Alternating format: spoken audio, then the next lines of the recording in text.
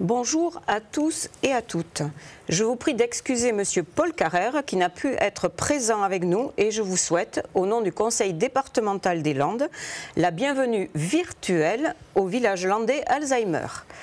Je tiens tout d'abord à remercier l'équipe d'organisation de cette matinée d'avoir choisi le village pour l'accueil de cette 4e rencontre du collectif Alzheimer Ensemble.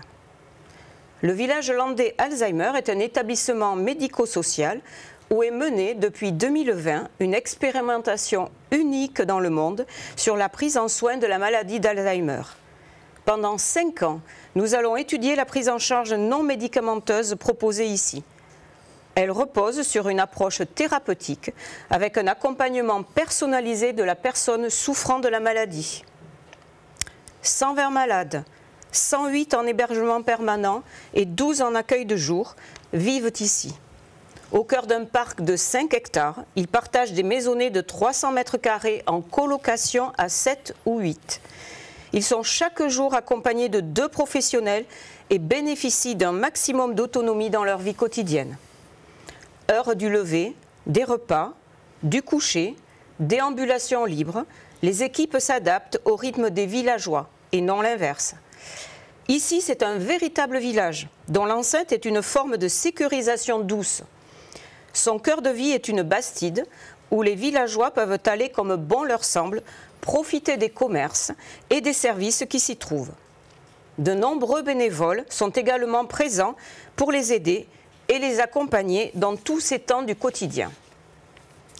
Nathalie Grégoire, architecte du village qui a participé au projet dès sa conception, est là ce matin et entrera plus dans les détails de l'architecture du site et son intérêt dans la prise en charge de la maladie.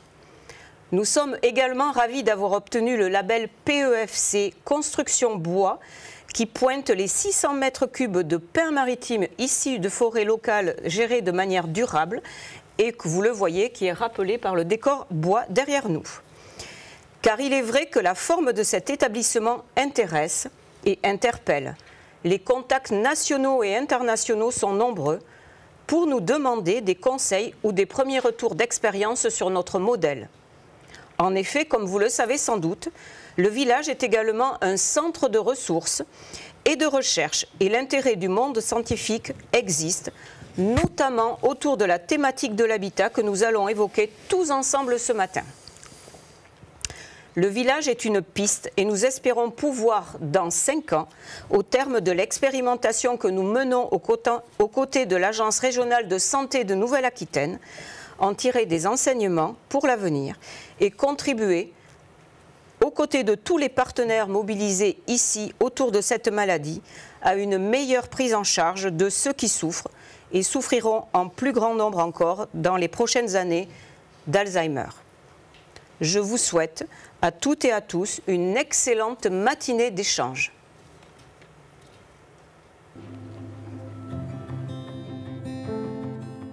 Monsieur le vice-président, cher Paul Carrère, cher Jérôme Guedj, chers partenaires du collectif Alzheimer Ensemble, qui vous êtes beaucoup mobilisés et qui êtes présents aujourd'hui, mesdames et messieurs, chers amis, un impératif m'empêche d'être présente parmi vous aujourd'hui et je le regrette profondément, car je sais que les échanges vont être nombreux, peut-être parfois même animés.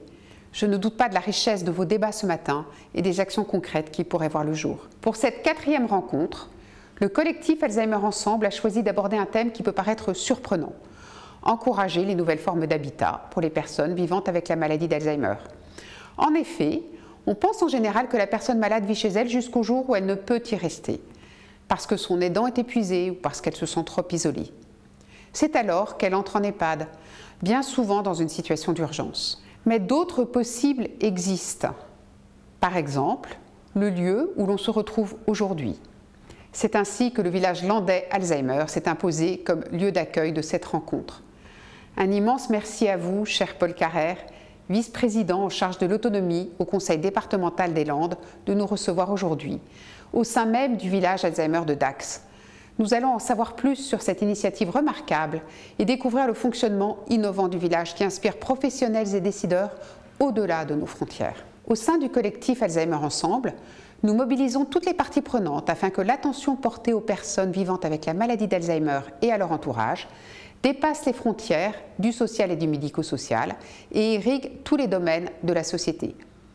Après avoir débattu de la société inclusive, de l'accompagnement des personnes malades, leurs aidants et des professionnels, et également de la prévention de la maladie d'Alzheimer, nous sommes ravis de poursuivre le cycle de nos rencontres sur un thème essentiel, celui des solutions d'habitat pour les personnes vivantes avec la maladie d'Alzheimer. Certains pourraient s'interroger sur la pertinence de ce thème, tant les colloques, webinaires, rencontres sur l'habitat sous toutes ses formes sont légion. En effet, nous sommes confrontés aux enjeux de la transition démographique et nous nous devons de la préparer. Il y a actuellement plus d'1 million de personnes vivant avec une maladie d'Alzheimer en France. Et rappelons qu'en 2035, un Français sur 3 aura plus de 60 ans. C'est pourquoi de nombreuses réflexions conduisent à des travaux de très grande qualité. Je pense par exemple au rapport de Dominique Libaud, bien entendu, mais également au rapport Pifto-Wolfrom intitulé « Demain, je pourrai choisir d'habiter avec vous » ou encore plus récemment, celui sur l'EHPAD du futur que vous avez rédigé, cher Jérôme Guedj, aux côtés de Luc Broussy.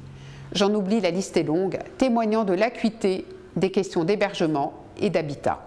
Ce qui nous a frappé, c'est que la majorité de ces réflexions concernaient le vieillissement ou la perte d'autonomie en général, mais que les personnes vivant avec des troubles cognitifs avaient été en quelque sorte oubliées. Pourtant, 2 personnes sur 3 de plus de 75 ans vivant en institution ou 1 personne sur 6 vivant à domicile est atteinte de troubles cognitifs. C'est tout l'enjeu de cette matinée, réfléchir aux solutions d'habitat de demain pour les personnes vivant avec une maladie d'Alzheimer et encourager les nouvelles formes d'habitat. Dans le sondage, le regard des seniors sur l'habitat inclusif que nous avons fait réaliser par l'IFOP et dont les principaux enseignements vous seront présentés tout à l'heure, 82% des plus de 50 ans déclarent vouloir vieillir et finir leur jour à domicile. Ce souhait des Français est bien connu, mais est-ce le meilleur choix quand vous êtes atteint de troubles cognitifs?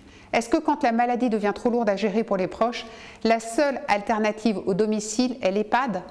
Alors même que la crise sanitaire que nous traversons a renforcé l'opposition entre le besoin de sécurité et le droit à la liberté, comment ces 2 impératifs sont-ils pris en compte quand on évoque le chez-soi d'une personne vivante avec la maladie? Quels types d'habitats peuvent permettre aux personnes malades et aux proches qui les aident de mieux vivre au quotidien, mais aussi de permettre aux professionnels qui les accompagnent d'avoir une qualité de vie au travail qui soit la meilleure possible? Autant de questions auxquelles nos nombreux intervenants répondront. Si le domicile et l'EHPAD sont des lieux de vie bien connus, l'enquête IFOP nous le confirme aujourd'hui, plusieurs alternatives existent et tendent à se développer. Depuis l'accueil familial jusqu'à l'habitat groupé, en passant par les colocations Alzheimer, les formules tendent à se diversifier. C'est ce que nos invités présenteront aujourd'hui en nous donnant à voir un panorama de solutions plus large et en nous montrant qu'il n'y a pas de solution unique. Mais ces alternatives sont indispensables pour donner aux personnes vivant avec une maladie d'Alzheimer et à leurs proches un véritable choix de lieu de vie, correspondant à leurs projets et à leurs désirs. Ces alternatives dessinent la société inclusive à laquelle nous sommes attachés. Pour terminer, j'ai une pensée pour le professeur Nathalie Salle, présidente de la Société française de gérontologie et de gériatrie, qui nous fera le plaisir de conclure cette matinée. Merci, je vous souhaite une très belle rencontre.